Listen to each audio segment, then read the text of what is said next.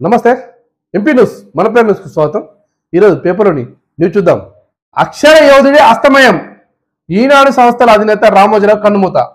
రామోజీరావు అంటే ఈనాడు సంస్థల అధినేత, ఈనాడు పత్రిక అధినేత, ఈటీవీ, ప్రియాపత్యాలు, రకరకాల అన్ని వ్యాపారాలు చేసి దిగ్గజం అంటే వ్యాపార దిగ్గజం రామోజీ ఫిలిం సిటీ కూడా కట్టింది కూడా రామోజీరావే. 5వ తారీఖున తీవ్ర గుండెపోటుతో ఆసుపత్రిలో చేరిన రామోజీరావు నిన్న మరణించిన వార్త మనం చూడొచ్చు. అతని మరణ వార్త వినగానే ముర్ము, మోదీ, బాబు, సీఎం రేవంత్ రెడ్డి వీళ్ళంతా తీవ్ర దిగ్భ్రాంతిని గుర్తు చేసుకున్న వార్త మనం చూడొచ్చు. రామోజీరావు 1936 పుట్టిండు, 2024లో మరణించిన వార్త చూడొచ్చు.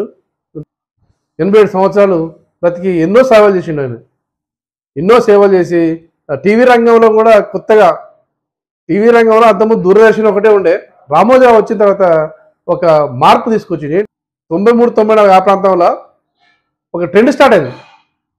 టీవీ అంటే దూరదర్శన్లో చిత్రాలని ఒక 4 పాటలు 3 పాటలు వేసేది. ఆ పాటల కోసమే చిన్నపిల్లలు కానీ అప్పట్లో ఊళ్ళో ఎవరు టీవీ ఉంటే వాళ్ళ దగ్గర పోయి చూసేటోళ్ళు.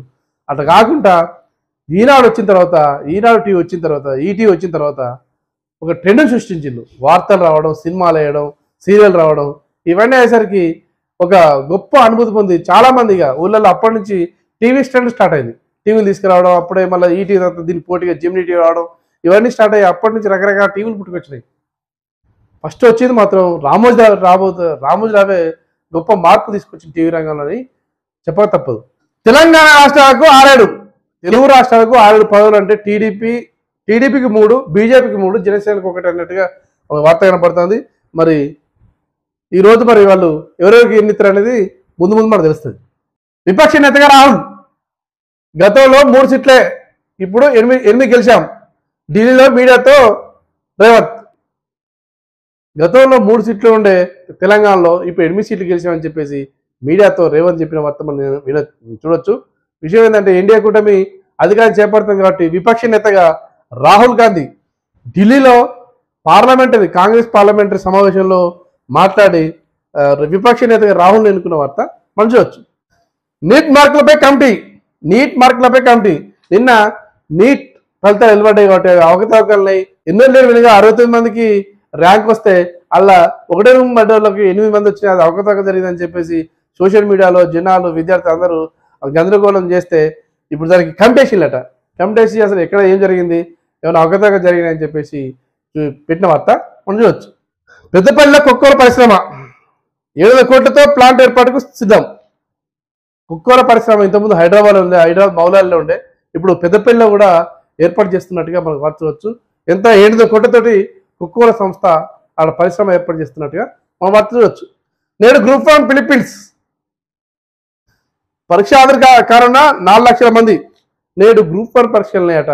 దానికి 4 లక్షల మంది అభ్యర్థులు ఎగ్జామ్ రాస్తున్న వార్త మనం చూడొచ్చు. గులాబీకి మరో దెబ్బ, పట్టభద్రుల ఎమ్మెల్సీ ఎన్నికల్లోనూ బీఆర్ఎస్ ఓటమి. చూసుకో కదా, బీఆర్ఎస్ పార్టీ రోజు రోజుకు పతనం అవుతుంది. రోజుకు ఎంతమంది ఎన్నికల ముందే బీఆర్ఎస్ అంటేనే నాయకులు కానీ కార్యకర్తలు కానీ ఎవరికి ఇష్టం లేకుండా అందరూ కాంగ్రెస్ కొందరు వేలు, బీజేపీ కొందరు వేలు, మాజీ ఎమ్మెల్యేలు కొందరు వేలు, ప్రజెంట్ ఎమ్మెల్యేలు కూడా కొందరు వేలు. మొన్న ఎంపీ ఎన్నికలలో తలపడ్డప్పుడు తెలంగాణ మొత్తం, ఆంధ్రాలో ఏమో ఎంపీ ఎన్నికలు, ఎమ్మెల్యే ఎన్నికలు ఒకసారి వచ్చినాయి. తెలంగాణలో మాత్రం ఓన్లీ ఎంపీ ఎన్నికలు వచ్చినాయి. కానీ కాంటోన్మెంట్ ఏరియా అంటే సికింద్రాబాద్లోని కాంటోన్మెంట్ ఏరియా, అది సాయన కూతురు చనిపోతే అక్కడ ఉప ఎన్నిక వచ్చింది. అవి ఎంపీ ఎన్నికలతోనే మొన్న నిర్వహిస్తే అక్కడ ఏమైంది, అక్కడ కూడా ఉన్న టీఆర్ఎస్ సీటు ఆడోడు కోల్పోయి కాంగ్రెస్కి వచ్చింది. ఇక కాంగ్రెస్ మాత్రం రోజు పెరుగుతుంది తప్ప తగ్గట్లేదు. టీఆర్ఎస్ మాత్రం రోజుకు దెబ్బతింటుంది. దాన్ని నమ్మే పరిస్థితి లేదు.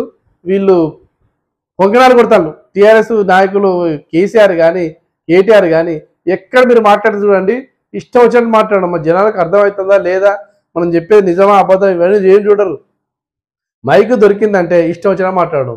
జనాలు 10 సంవత్సరాలు చూసిన వీళ్ళ సంగతి, వీళ్ళు ఇన్ని రోజులు కూడా మారరా బాబు, వీళ్ళ కథ గింతే అని చెప్పేసి వాళ్ళని బండకేసి కొట్టి టీఆర్ఎస్ వద్దురో బాబు అని ఎమ్మెల్సీ ఎన్నికలలో కూడా మొన్న బీఆర్ఎస్ని ఓడగొట్టిన వార్త మనం చూడవచ్చు. ఇవి 20 వార్తలు.